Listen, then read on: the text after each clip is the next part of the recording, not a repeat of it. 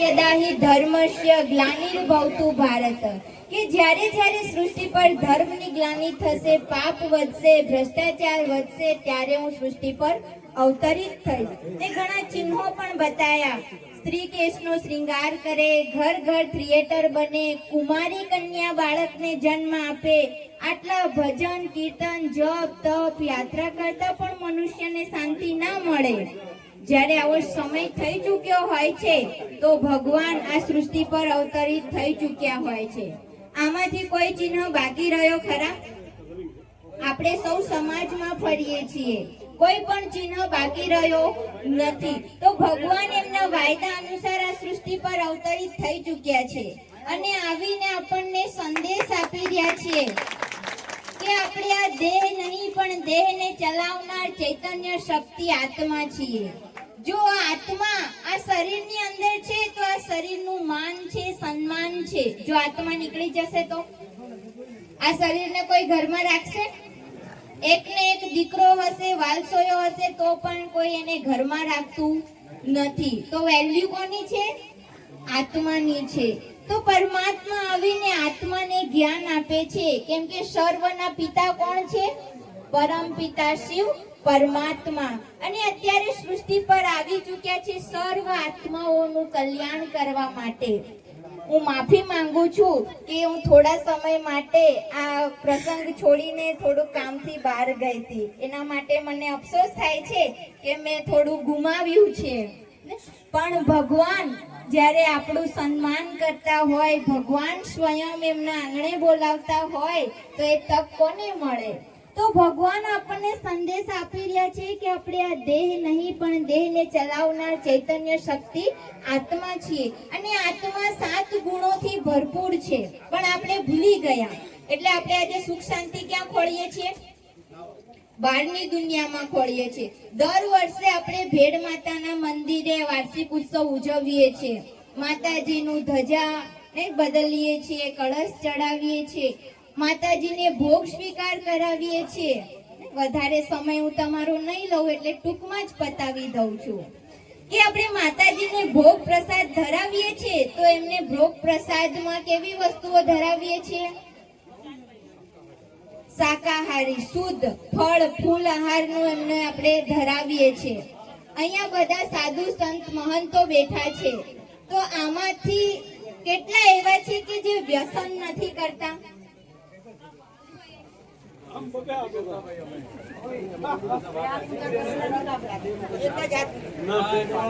બહુ ઓછી સંખ્યામાં છે. મને અફસોસ થઈ રહ્યો છે. આપણે ભેડ માતાના આંગણે આવેલા છે. ભેડ માતા જે આપણી કુળદેવી છે, જે સર્વનું કલ્યાણ કરવા માટે આવ્યા છે, આપણને સંદેશ આપી રહ્યા છે કે તમે પણ કુળના દેવ, કુળના દેવી બની શકો છો. પણ ક્યારે? જ્યારે આપણી અંદર રહેલા વ્યસન વિકારોને આપણે છોડીશું ત્યારે. તો દર વર્ષે આપણે ભેડ માતાના મંદિરે આવીએ છીએ તો એક સંકલ્પ કરવાનો. શું કરવાનો સંકલ્પ? કોઈને કોઈ વ્યસન છોડીને જવાનું. તો આપણા જીવનમાં કુળદેવી ને ભેડ માતા આપણું કલ્યાણ કરશે. આપણે ખાઈએ છીએ ને ખરાબ વસ્તુ અને માતાજીને કહીએ માતાજી મારું પેટ સારું રાખજે, મારું પગ સારું રાખજે. કેવી રીતે રાખી શકશે? રાખી શકશે? તમે જ બોલો. તમારું શરીર સ્વસ્થ ક્યારે રહેશે?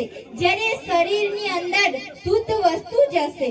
એમાં ભેડ માતા કશું કરી શકતા નથી. ભગવાનને આપણે બધા યાદ કરીએ છીએ. કેમ? કેમ કે ભગવાન એ કલ્યાણકારી છે, સર્વના સદગતિ દાતા છે. રાવણને કોઈ યાદ કરે છે? રાવણને કોઈ યાદ કરતું નથી, કેમ કે દુઃખ આપે છે. તો આપણી હરેકની અંદર કામ, ક્રોધ, લોભ, મોહ, અહંકાર છે. તો એ વિકારોને બાળીશું તો સહીમાં રાવણ બળશે. દર વર્ષે આપણે રાવણ બાળીએ છીએ.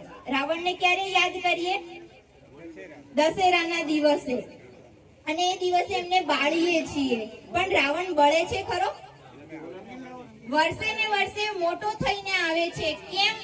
કેમ કે પૂતળું બાળવાથી રાવણ બળવાનો નથી. આપણી અંદર રહેલા દુર્ગુણોનું નાશ કરીશું, વિકારો, વ્યસન, ફેશનોનું નાશ કરીશું તો સહીમાં રાવણ બળશે ને કુળદેવી ભેડ માતા જેવા અનેક દેવી દેવતાઓ આ ધરા પર અવતરિત થશે. ભગવાને કીધું છે ને કે જ્યારે હું સૃષ્ટિ પર અવતરિત થઉં છું તો મને ઓળખનારા કોટોમાં કોઈ ને કોઈમાં પણ કોઈક જ વીરલો હશે કે જે ભગવાનના સત્ય સ્વરૂપને ઓળખી શકશે. અને મને ગર્વ છે આજે પ્રભુદાસ મહારાજની કમી થોડી લાગી રહી છે. હું એમના ગામની છું અને જે આપણા ગુરુ ગોવિંદ મહારાજની આપણે પૂજા કરીએ છીએ, મને એનો પણ ગર્વ છે કે હું એમના સમાજની દીકરી છું. અને ત્રીજું કે સ્વયં ભગવાને મને પસંદ કર્યા છે. આજે આપ સૌને આશ્ચર્ય થતો હશે કે આટલી નાની કન્યા આટલું સરસ જ્ઞાન આપી રહી છે તો એ કોનું છે? પરમાત્માનું છે. ભગવાને મને પસંદ કરી છે. તો મારો આજના દિવસે એક જ શુભ આશા છે, શુભકામના છે કે આપ સૌ પણ જીવનની અંદર પ્રગતિ કરો, પરમાત્માને ઓળખો. ભગવાન આવવાના છે એવું નહીં પણ આવી ચૂક્યા છે. આ સંસ્થાની સ્થાપના સ્વયં પરમાત્માએ કરી છે 1937માં. આ સંસ્થાની અંદર અમારા જેવા બહેનો 50,000 જેવા સમર્પિત છે અને તમારા જેવા ભાઈ બહેનો જે ગ્રહગ્રસ્તમાં રહીને જ્ઞાનમાં ચાલે છે 50 લાખથી પણ વધારે છે. વિશ્વની અંદર 140 દેશોમાં આ સંસ્થા સેવા આપી રહી છે. 8,500 જેટલા સેવા કેન્દ્રો છે. હરેક તાલુકા લેવલે બ્રહ્મકુમારી કેન્દ્ર આવેલું છે. આપણો ભારત દેશ મહાન દેશ હતો જ્યાં હરેક નર નારાયણ, હરેક નારી લક્ષ્મી સમાન હતા. જ્યાં ઘી દૂધની નદીઓ વહેતી હતી ત્યાં પાણી બોટલમાં વેચાઈ રહ્યું છે, અનાજ પડીકાઓમાં બંધાઈ રહ્યું છે. તો ભગવાન આવી ચૂક્યા છે ફરીથી આપણને નરમાંથી નારાયણ અને નારીમાંથી લક્ષ્મી સમાન બનાવવા માટે. તો વધારે નહીં બોલતા હું મારી વાણીને વિરામ આપું છું.